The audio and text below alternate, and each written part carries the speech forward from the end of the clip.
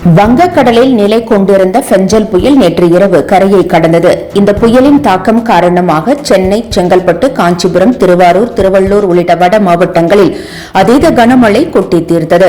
வங்கக்கடலில் கடந்த 23ஆம் தேதி காற்றழுத்த தாழ்வு பகுதி உருவானது. இது புயலாக வலுப்பெற தாமதமானது. சென்னை உள்ளிட்ட வட மாவட்டங்களில் அதீத கனமழை வெளுத்து வாங்கியது. குறிப்பாக கடலோர மாவட்டங்களில் கனமழை கொட்டி தீர்த்தது. தமிழக அரசு பல்வேறு முன்னெச்சரிக்கை நடவடிக்கைகளை எடுத்தது. புயல் பாதிப்பு உள்ள மாவட்டங்களுக்கு பள்ளி, கல்லூரிகளுக்கு விடுமுறை அறிவிக்கப்பட்டது. டெல்டா மாவட்டங்களிலும் கனமழை கொட்டி தீர்த்தது.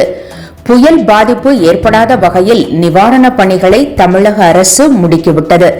சென்னை எழிலகத்தில் உள்ள மாநில கட்டுப்பாட்டு அலுவலகத்திற்கு முதலமைச்சர் சென்று ஆய்வு நடத்தினார். ஜேசிபி இயந்திரங்கள், மோட்டார் பம்புகள் வரவழைக்கப்பட்டு மீட்பு நடவடிக்கைகள் மேற்கொள்ளப்பட்டன. தேங்கி கிடந்த மழைநீரை உடனடியாக அகற்ற நடவடிக்கைகள் எடுக்கப்பட்டது. பால் விநியோகமும் தங்கு தடையின்றி வழங்கப்பட்டது. மழையின் போது சென்னை ஆவடியில் 24 சென்டிமீட்டர் மழை பதிவானது. கும்மிடிப்பூண்டியில் 22 சென்டிமீட்டர் மழை பெய்தது. விழுப்புரம் மாவட்டம் மயிலத்தில் 50 சென்டிமீட்டர் மழையும், புதுச்சேரியில் 47 சென்டிமீட்டர், திருவண்ணாமலையில் 18 சென்டிமீட்டர், சென்னை மீனம்பாக்கத்தில் 11 சென்டிமீட்டரும் மழை பதிவானது. மாலை 5:30 மணிக்கு கரையை கடக்க தொடங்கிய புயல் இரவு 10:30 மணியிலிருந்து 11:30 மணிக்குள் முழுமையாக கரையை கடந்தது. 10 கிலோமீட்டர் வேகத்தில் நகர்ந்து வந்த புயல் வட தமிழ்நாடு, புதுச்சேரி இடையே தரையை கடந்தது. பலத்த சூறாவளி காற்றுடன் புயல் கடந்த அடுத்த 3 மணி நேரத்தில் ஆழ்ந்த காற்றழுத்த தாழ்வு மண்டலமாக மாறும் என வானிலை ஆய்வு மையம் தெரிவித்திருக்கிறது. விதிமுறைகளை பின்பற்றியே தங்கள் நிறுவனம் செயல்படுவதாக கௌதம் அதானி தெரிவித்திருக்கிறார். அமெரிக்காவில் சோலார் மின் உற்பத்தி ஒப்பந்தங்களை பெறுவதற்காக 2100 கோடி ரூபாய் லஞ்சம் கொடுத்த புகாரில் அதானிக்கு அமெரிக்க நீதிமன்றம் பிடிவாரண்ட் பிறப்பித்திருக்கிறது. இந்நிகழ்வு அதானி நிறுவனங்களுக்கு பெரும் நெருக்கடியை ஏற்படுத்தியுள்ளது. பங்கு வர்த்தகத்தில் அவரது நிறுவன பங்குகள் பெரும் சரிவை சந்தித்தன. இந்நிலையில் ராஜஸ்தான் மாநிலம் ஜெய்ப்பூரில் நிகழ்ச்சி ஒன்றில் கலந்து கொண்ட அதானி முதல் முறையாக அமெரிக்காவின் புகார் குறித்து வெளிப்படையாக பேசினார்.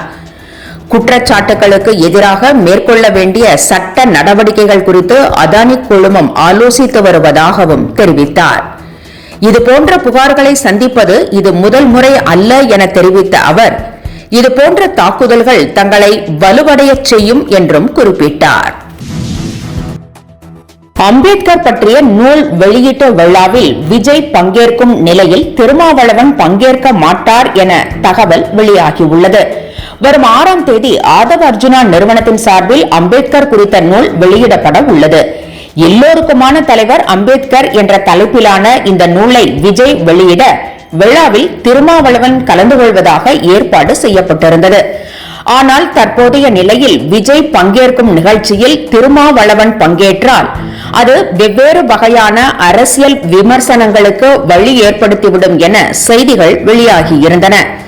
இதன் காரணமாக இந்த நிகழ்ச்சியில் பங்கேற்பதை திருமாவளவன் கைவிட்டிருப்பதாக கூறப்படுகிறது.